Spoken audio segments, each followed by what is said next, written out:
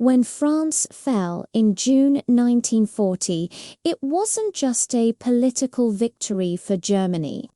It was a strategic masterstroke that fundamentally altered the war at sea. For years, Winston Churchill had dreaded this exact scenario. The German Kriegsmarine gaining control of France's Atlantic coastline. Almost overnight, the entire balance of power in the Atlantic shifted. Before this, German U-boats were caged, operating from bases in the Baltic and North Seas. Every patrol was a logistical nightmare. A U-boat had to spend a grueling 7 days just to reach the convoy routes in the Atlantic. Then, another 7 days to get back. That meant 2 full weeks were spent just commuting, leaving only about 10 days for actual hunting. The Royal Navy compounded this by bottling up the key passages around Scotland and through the English Channel. The U-boats were inefficient, wasting more time travelling than sinking ships. But the French ports Lorient, Saint-Nazaire, Brest changed everything. These weren't just harbours, they were gateways. Located directly on the Atlantic, they slashed the transit time to the hunting grounds from a week to less than 2 days. That 2-week round trip, gone. Suddenly, a U-boat could spend 3 full weeks on patrol instead of 10 days. This single change effectively tripled the number of U-boats active in the Atlantic at any given moment. Without Germany building a single new submarine, Admiral Karl Dönitz, the architect of Germany's submarine warfare, understood this immediately. By September 1940, he moved his entire command headquarters from Germany to a villa in Lorient. Being close to the action meant faster decisions, better coordination for the infamous Wolfpack attacks, and a tighter grip on the campaign to strangle Britain. And Britain was incredibly vulnerable. It depended on imports for nearly everything 20 million tons of food a year. All of its oil, rubber and the raw materials needed for its war factories. The convoy system was its lifeline, and now U-boats could strike that lifeline further out in the Atlantic, stay on station longer, and hit convoys when they were least protected. The so-called Mid-Atlantic Gap, an area beyond the range of land-based Allied aircraft, became a deadly killing field. The results were devastating and immediate. By October 1940, just a few months after France's fall, British shipping losses skyrocketed. U-boats would finish a patrol, pull into a French port, get rearmed and refueled, and head straight back out. The turnaround time dropped from weeks to mere days. But Dönitz and his commanders weren't naive. They knew these French bases were now Germany's most valuable land, most vulnerable assets. It was only a matter of time before the Royal Air Force came for them. To protect their newfound advantage, Germany launched one of the most ambitious construction projects of the war. The legendary organization Todt was called in. Thousands of workers were mobilized to build indestructible submarine pens-massive bunkers of reinforced concrete. The goal was to create structures so strong that they could withstand a direct hit from any bomb the Allies had. At major bases like Lorient and Saint-Nazaire, The roofs were over 7 meters thick.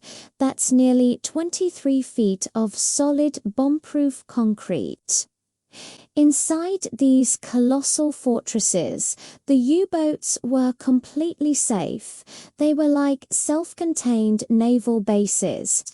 Each pen had workshops, torpedo storage, crew quarters and command centers. Maintenance and rearming could continue 24/7, even while RAF bombers circled helplessly overhead. For the pilots, it was beyond frustrating. They could see the bases, they could drop thousands of tons of explosives, but they couldn't touch the submarines nestled inside. These concrete monsters allowed the U-boat war to rage on, making the Battle of the Atlantic the longest and arguably most crucial campaign of the Second World War. Thanks for watching. If you found this piece of history interesting, be sure to hit that subscribe button for more stories like this. See you next time. By early 1943, the Royal Air Force launched one of its largest ever operations against the German U-boat bases in France. It was a massive assault, the culmination of 18 long months of desperate attempts to destroy the seemingly invincible submarine pens. When reconnaissance planes flew over at dawn, the photos they brought back were breathtaking. The dockyards were a wasteland. Warehouses were flattened, the entire port of Lorient was ablaze, and the town surrounding it was practically wiped off the map. But amidst this apocalyptic scene, the bunkers themselves, those fortress-like submarine pens, stood completely untouched. Not a single pen was out of commission. The Germans had built something that, for now, was indestructible. The story of this failure began cautiously back in 1941. The RAF started with small formations of bombers, dropping standard 1,000-pound general-purpose bombs. These were basically thin-cased cylinders packed with amatol, an explosive designed to blow apart ordinary buildings, not to punch through 5 meters of reinforced concrete. And they performed exactly as the German engineers who designed the pens had predicted. The bombs would strike the massive concrete roofs, explode instantly on contact, and just gouge out shallow craters, maybe half a meter deep. Within a few days, German repair crews would simply patch up the cosmetic damage with fresh concrete, and it was business as usual. Then, in February 1942, a new man took charge of Bomber Command, Air Marshal Arthur Harris, known to history as Bomber Harris. He was a man who believed in overwhelming force, and he immediately escalated the attacks. Harris authorized the use of new 2,000-pound semi-armor piercing bombs. These were a significant step up. They had hardened steel noses and were fitted with delayed action fuses. The idea was simple and sounded promising. The bomb would hit the roof. Its hardened tip would punch into the concrete, and only then, after a slight delay, would it detonate from inside the structure. In theory, this should have created a devastating internal explosion, shattering the pens from within. The reality, however, was crushingly disappointing. These new, more powerful bombs could penetrate maybe 1 meter of concrete. It was an improvement, but nowhere near enough. The U-boat pen roofs were between 3 and 7 meters thick. The German safety margins were just too good. Even when dropped from an altitude of 7,000 meters, reaching near terminal velocity, the bombs simply lacked the kinetic energy and the structural integrity to get through. They would either shatter on impact or fail to penetrate deep enough to do any real structural damage. The concrete fortresses held firm. The cost of these repeated failures for bomber command was enormous. Between January 1942 and January 1943 alone, the RAF flew over 3,000 sorties against the French U-boat bases. They lost 96 aircraft in the process. That meant more than 600 highly trained aircrew were killed or captured. And for all that sacrifice, the results were zero.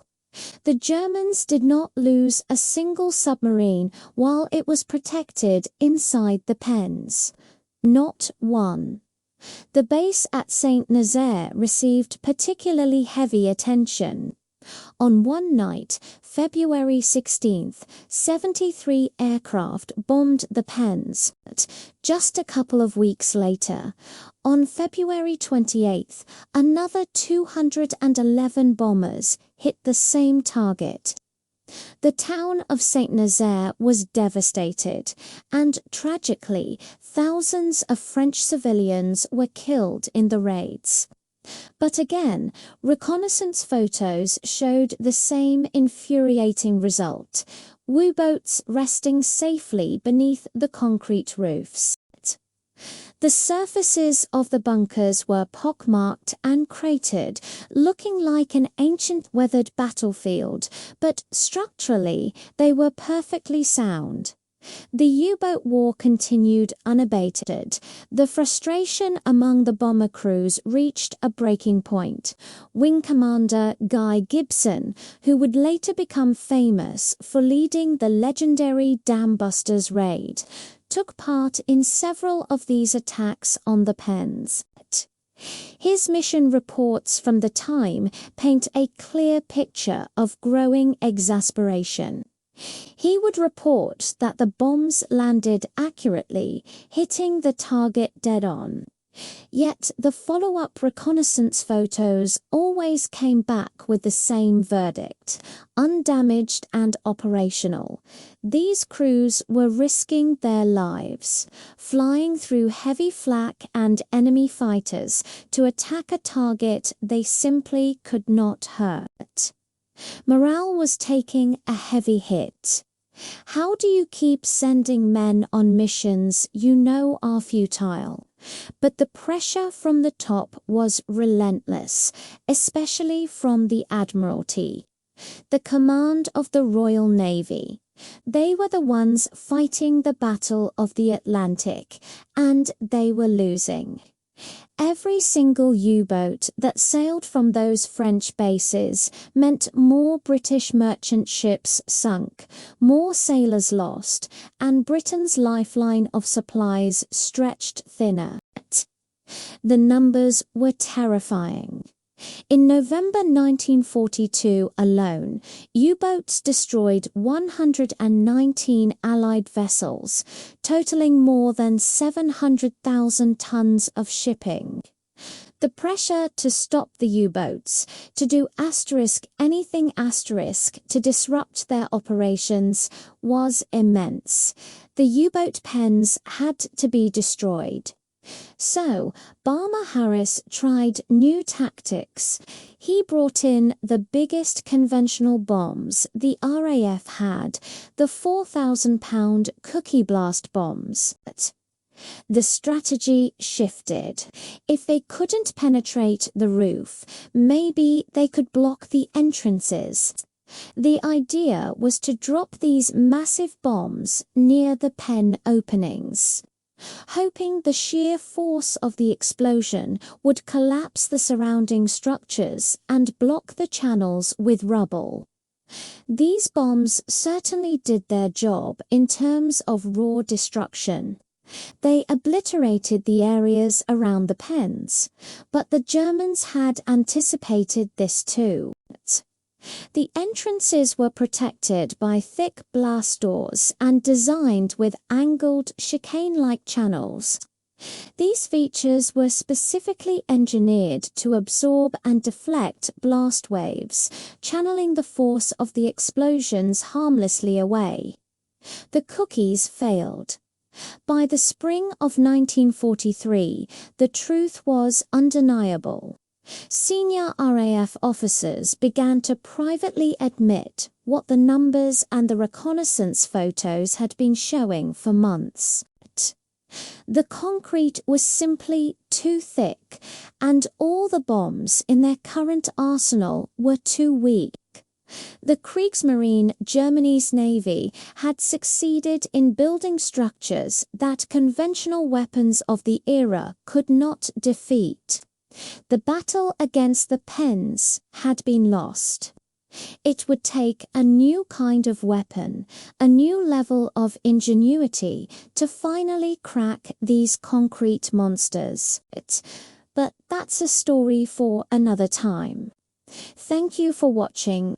If you found this interesting, please like this video and subscribe for more stories from history. So, how do you make sure a giant bomb doesn't just explode the second it hits the ground? That was the problem facing Barnes-Wallis with his tall boy bomb. A normal impact fuse would be useless. It would detonate on the surface of a concrete bunker, doing very little damage. Instead, Wallis designed a genius delayed action fuse. It would arm itself as the bomb fell. But here's the clever part. It would only trigger after a specific, timed delay asterisk after asterisk impact. This gave the bomb just enough time to smash deep into the concrete before unleashing its full destructive power from within. To test this, they had to drop prototype bombs into quarries filled with layers of concrete slabs. It was a painstaking process of trial and error. But while the fuse was being perfected, the Lancaster bombers that would carry these monsters needed a serious makeover. First, the standard Bombay doors had to go. They were ripped out and replaced with a custom bulging fairing just to fit the tall boy's enormous size. Then came the hydraulics. Lifting a 6-ton weapon was way beyond what a standard Lancaster was designed for, so the entire system had to be upgraded. Engineers also had to reinforce the Bombay beams and the plane's fuselage to handle the immense concentrated weight without the aircraft breaking apart in mid-air. It was a massive engineering feat in itself. But perhaps the biggest challenge wasn't the bomb or the plane, it was the people. There was only one squadron for a job like this, the legendary No. 617 Squadron. These were the dam busters, formed specifically for precision strikes with special weapons. After the famous dams raid, their original commander, Guy Gibson, left, and leadership eventually passed to Wing Commander Leonard Cheshire. And it was Cheshire who would truly unlock the tall boy's potential. In late 1943, he introduced a revolutionary and incredibly dangerous tactic. He developed a low-level marking method. This meant he would dive his own plane down to under 100 meters, right into the teeth of enemy fire, just to drop target flares directly onto the objective. The high-altitude bombers following him would then use these markers as their aim point. bombing from the relative safety of the skies with almost mathematical precision. It was a combination of what seemed like suicidal bravery and cold, calculated technique. This new strategy was put to the ultimate test on June 27, 1944, just 3 weeks after D-Day. The target was the massive Lorjang-Kariman U-boat pens in France. By this point, the Allies had air superiority over France, and the timing was perfect. German defences were stretched thin, and these submarine pens were a major thorn in the side of the Allied naval forces. Cheshire led the mission himself, flying a fast, nimble Mosquito aircraft, perfect for his low-level marking runs. His plan was classic Cheshire. Get in low and fast, dodge the flak, mark the target, and get out. Guiding the Lancasters that were bombing from 6,000 meters above. Thanks to the tallboy's design, even a near miss would be devastating. The underground shock waves from the explosion could crack and undermine the entire foundation of the bunker, causing it to collapse from below. The stage was set for one of the most audacious bombing raids of the war. Thanks for watching, and if you enjoyed this story, make sure to hit that subscribe button for more